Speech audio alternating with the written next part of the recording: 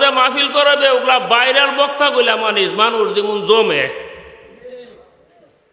ঠিক নি? বাইরের বক্তা আনবে, মানুষ না জমলে তো অসুবিধা। আমার প্রশ্ন হলো, মানুষ জমায়া করবা কিতা? এক মাহফিলের মধ্যে আমারে দাওয়াত করছে, আরেক বেটার হেলিকপ্টার দানছে। হেলিকপ্টার বেড়ার আগে আমারে দিছে বয়ান। মনে করো ভাই, লক্ষাধিক মানুষ জমছে দিনের বেলা। বয়ান শেষ, আসরের আজান হইছে। নামাজ পড়ছি কজনে জানেননি? 5 জনে। 5 জনে আসর নামাজ জমাতে পড়ছি, মারলো। আবার একটা নামাজ পড়ছে না। তাহলে এই বয়ানটার দ্বারা উপকারটা কুদ্দুর হয়েছে, আপনারা কোনছেন? উপকার হয়েছে? ওয়াজ হইতেছে হাজার হাজার, কিন্তু মসজিদে মুসলি যুবকরা নামাজ পড়ে না, গিয়া দেন গা মোবাইল নিয়ে বইছে। কিন্তু বাইরাল বক্তা আনলে হেরায় আমার দূরে যাবো, ওয়াজটা উইন্ডায় কেউ ঠিক নেই, ঠিক নেই। কিরে নামাজ কর না, আমরা নামাজ পড়ানো সময় হয়েছে না। সময় হইলে আমরা কমলা নামাজ পড়ব অনুযায়ী আমল। এটা হলো আল্লাহর জগতের সর্বশ্রেষ্ঠ সম্পদ।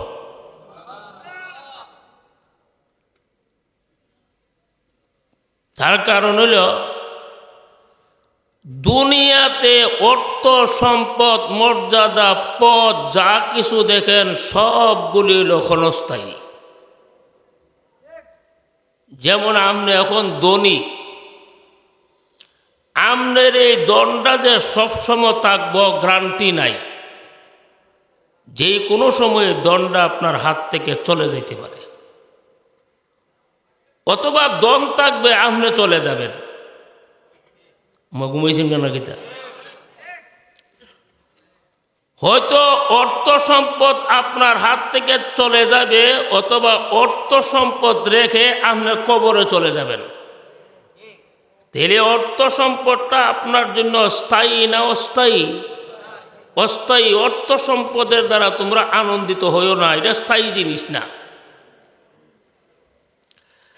তুমি সম্মানিত ব্যক্তি, সম্মানটা তোমার জীবদ্দশায় তোমার কাছ থেকে চলে যাইতে পারে। একটা কথা বলে সম্মান শেষ, ঠিক না বেটি? যেমন আমাদের এই দেশের প্রধানমন্ত্রী ছিলেন শেখ হাসিনা, উগলা কথা কইছে ক্ষমতা শেষ। মজুরে গোনাকে লিখে এক কথার দ্বারা ক্ষমতা শেষ, ইজ্জত শেষ, সম্মান শেষ, পদ শেষ, বিরান হয়ে গেছে। কেরে একটা উদাহরণ শোনেন। উজু করতে সময় লাগে 5 মিনিট, যাইতে ক মিনিট লাগে? 1 সেকেন্ড লাগে। করতে কিন্তু 5 মিনিট লাগছে, কিন্তু 1 সেকেন্ডে গেছে গা। তাহলে মান সম্মান এটা অস্থায়ী, এটা আপনার জীবদ্দশায় আপনার হাতছাড়া হইতে পারে। পারে না? পারে না? কাজে এটা নিয়ে তুমি আনন্দিত হইবার কোনো কিছু নাই। তুমি একজন পদস্থ ব্যক্তি, পদ আছে তোমার, এই পদরা অস্থায়ী। অনেক সময় তুমি থাকাকালীন পদ চলে যাবে, অথবা পদ রেখে তুমি কবরও চলে যাবে, ঠিক না? যেমন কয়েক মাস আগে এই দেশের মধ্যে যারা বড় বড় মন্ত্রী ছিল, এমপি ছিল, স্বরাষ্ট্রমন্ত্রী, পররাষ্ট্রমন্ত্রী, খাদ্যমন্ত্রী, বন মন্ত্রী, ফাট মন্ত্রী, এই পদগুলি বর্তমানে আছে না তাদের হাতছাড়া হয়ে গেছে?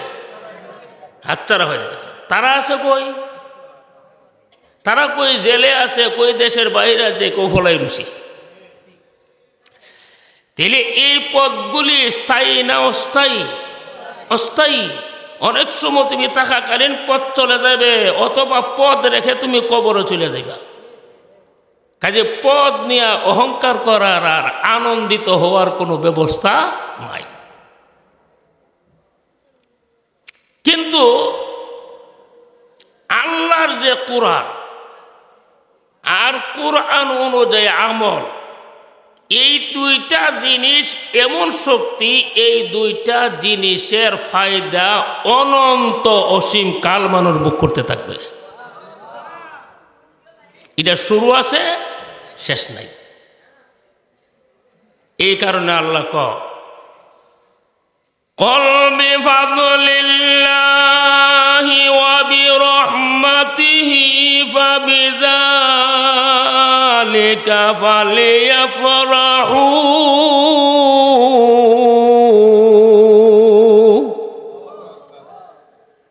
যার কাছে কোরআন আছে, কোরআনের আমল আছে, সে যেন আনন্দিত হয়, কারণ হে মহা সম্মানিত জিনিসের মালিক হয়ে গেছে।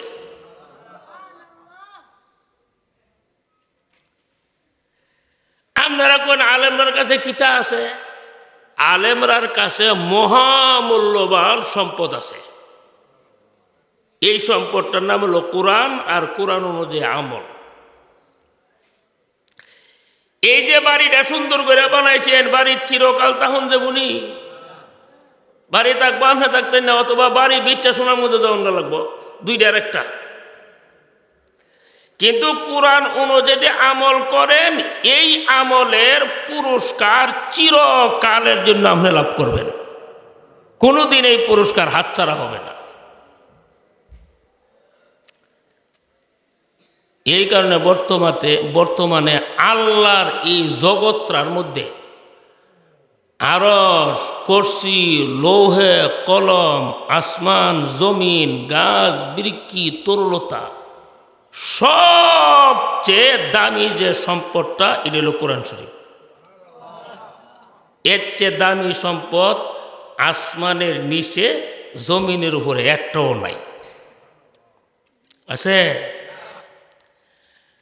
লাউ আনজালনা হাযাল কুরআনা আলা জাবালিন লারাআইতাহু খাশিআম মুতাসাদ্দিআম মিন খাশিয়াতিল্লাহ।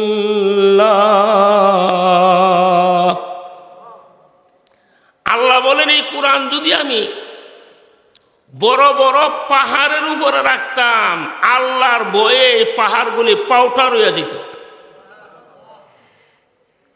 কোরআনের ভয়ে। এ কথা গোস কর রে, এই কথা গোস দু পণ্ডিতের গুরু পণ্ডিত গল বই থাক।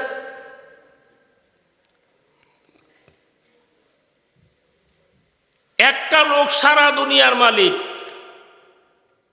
তার আপনারা কইবেন যে লোকটা ধনী। আরেকটা লোক কোনো জিনিসের মালিক না, কিন্তু তার কাছে কোরআন আছে আর আমল আছে, আল্লাহ কয় হে হইল ধনী, হে হইল ধনী, কারণ এর কাছে স্থায়ী সম্পদ আছে। আলহামদুলিল্লাহ জোরে কর। হায় হায় হায়। তবে শুধু কোরআনের আলেম হইলে চলবে না, কোরআনের এলেম অনুযায়ী আমল করতে হইব। কি করতে হইব? আমল করতে হইব। এখানে ফজলুনের আরেকটা ব্যাখ্যা করছে। ফজলুন অর্থ হইল কোরআন, আর রহমত অর্থ হইল ইসলাম। মানে সর্বশ্রেষ্ঠ সম্পদ হইল কোরআন আর ইসলাম। 3 নম্বরের ব্যাখ্যা হইল ফজল অর্থ কোরআন ঠিক আছে, রহমত অর্থ হইল আমরা নবী। সুবহানাল্লাহ জোরে কর। ওয়া মা আরসালনাকা ইল্লা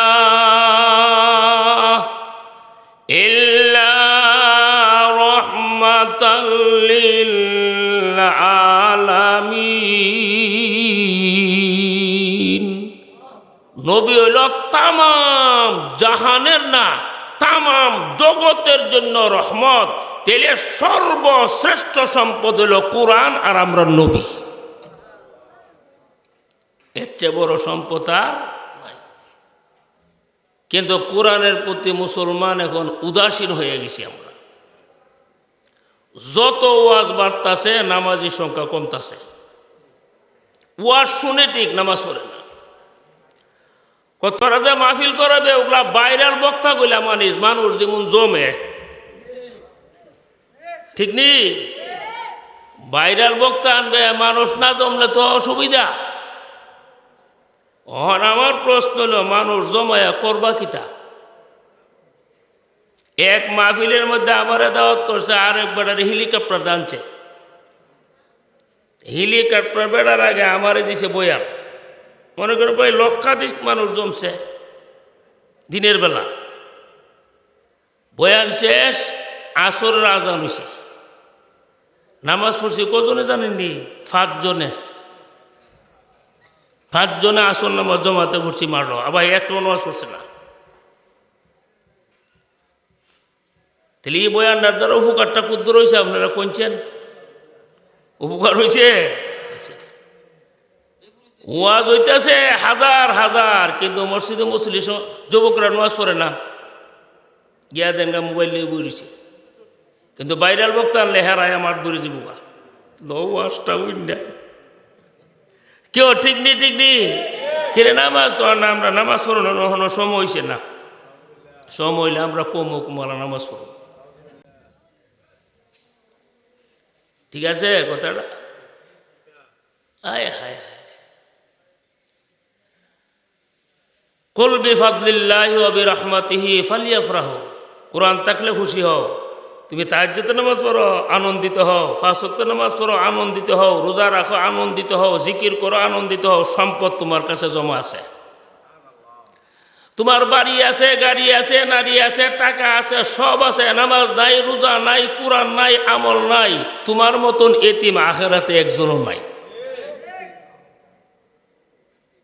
ঠিক না বেটি?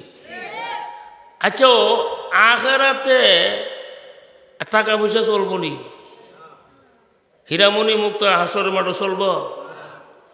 হাসরের মাঠে যার কাছে আমল থাকবে সে হইল ধনী। দুনিয়াতে যার কাছে টাকা আছে আমরা মনে করি সে ধনী, কিন্তু হাসরের মাঠটা যার কাছে নেক আমল যত বেশি থাকবে সে হইব ধনী।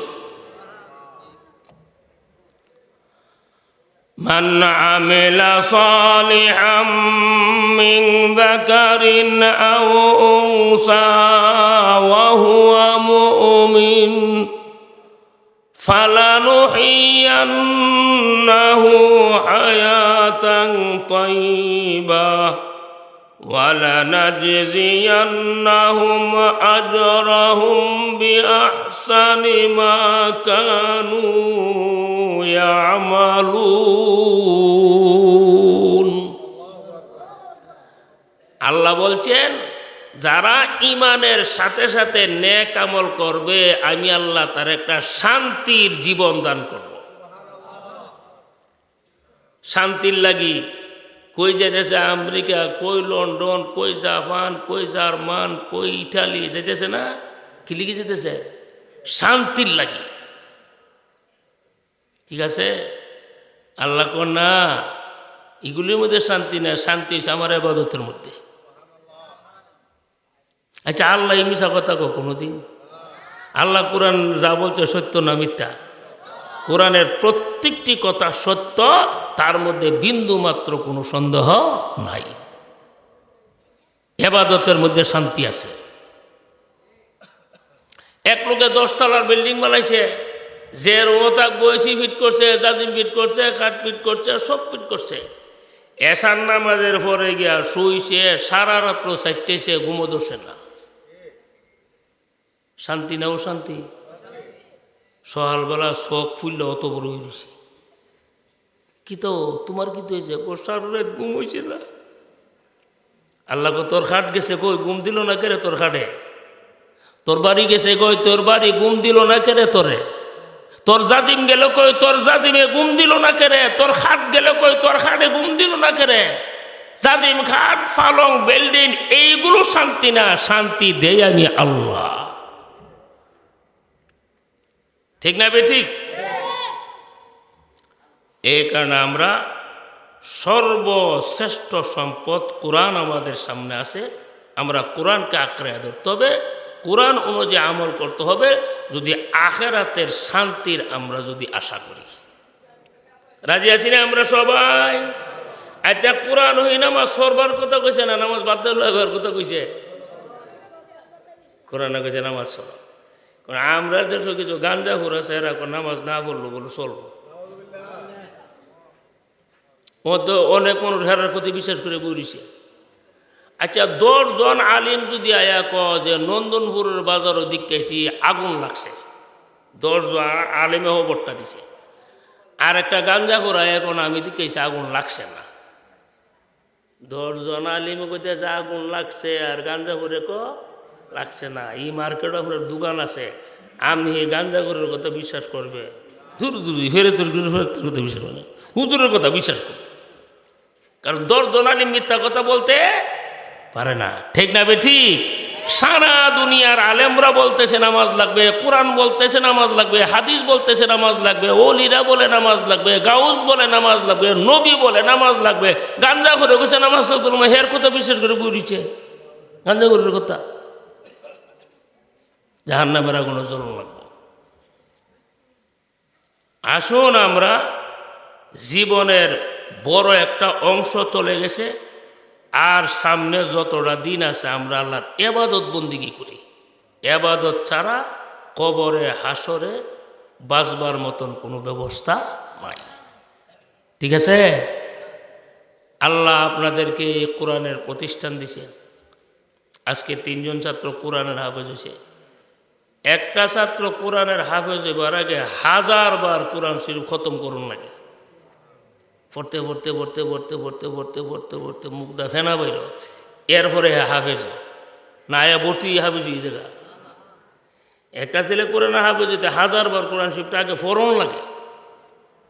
যে 3টা ছেলে যদি 3000 বার ফইরা টিকাতে এই গঠটার ভিতরে, এই গঠটার দাম কত? কিন্তু গঠটা দিয়ে ভেঙে পড়তেছে।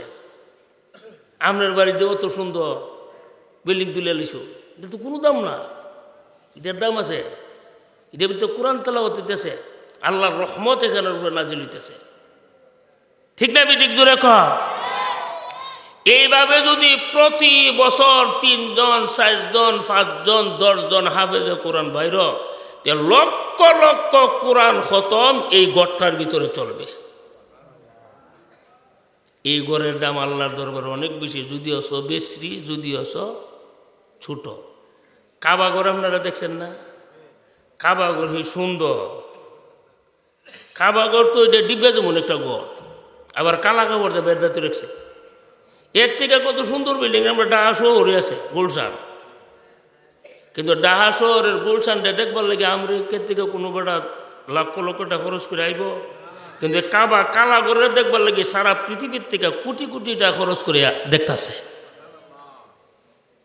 কিল্লিগি দেখে জানেননি? 3টা জায়গার মধ্যে আল্লাহর নূরের তাজাল্লি পড়ে। একটা হলো কাবাগর, এটার ভিতরে আল্লাহর নূরের তাজাল্লি নাজিল হয়। এখানে সারা পৃথিবীর মানুষ কাবাগর দেখবার লাগে পাগল।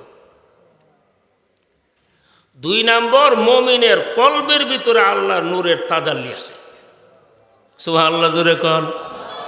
এখানে এক হাদিসে কোশ্চির মধ্যে আল্লাহ বলছে, ইয়াসাউনি কালবু আব্দুল মুমিন, আমার মুমিন বান্দার কলবের ভিতরে আমি আল্লাহকে তারা বহন করতে পারে। 3 নম্বর হলো আল্লাহর আরশ, আরশের মধ্যে নূরের তাজাল্লি হয়। এই 3টা জায়গার মধ্যে আল্লাহর তাজাল্লি নাজেল হয়। এইখানে কাবাগরের লেগে মানুষ পাগল। সুবহানাল্লাহ জোরে বলেন। তাহলে এখানের মধ্যে যেখানে আল্লাহর কোরআন তেলাওয়াত করা হয় সেখানে নুজুলের রহমত হয়। আমরা ওইগুলিকে ঘৃণার নজরে দেখলে চলবে না, ওইগুলির প্রতি আমাদের নজর দেওয়ার দরকার, দৃষ্টি দেওয়ার দরকার। নিজের বাড়িঘর থেকে কোরআনের ঘরে সুন্দর করার দরকার। কথাটা আপনারা বসে হয়েছেন নাকি তার লইছেন? নিজের বাড়িঘর থেকে ঘর সুন্দর উঠিব। আল্লাহ কবুল করক জোরে বলেন আমিন। এ তেলিনগর বড় মসজিদের অনেক নাম আছে। বড় মসজিদ বলতে তেলিনগর ইডেও, ঠিক না? আসলে ওই যুগে এটি সবচেয়ে বড় মসজিদ ছিল। আর আমি শুনছি ফখরে বাঙ্গার রহমতুল্লাহ তেলিনগর একটা মাদ্রাসাও করছিল মেসকাত পর্যন্ত।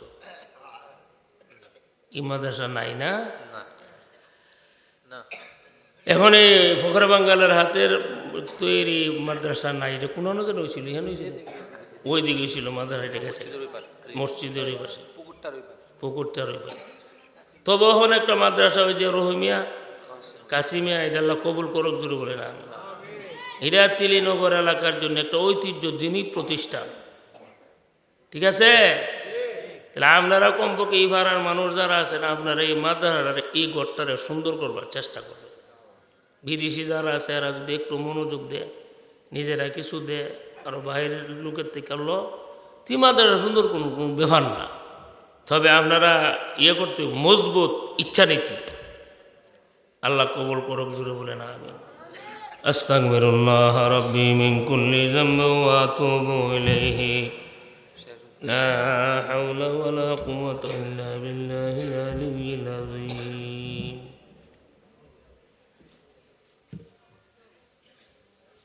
কইলেন রাইতে জায়গা। আলহামদুলিল্লাহ উলামায়ে কেরাম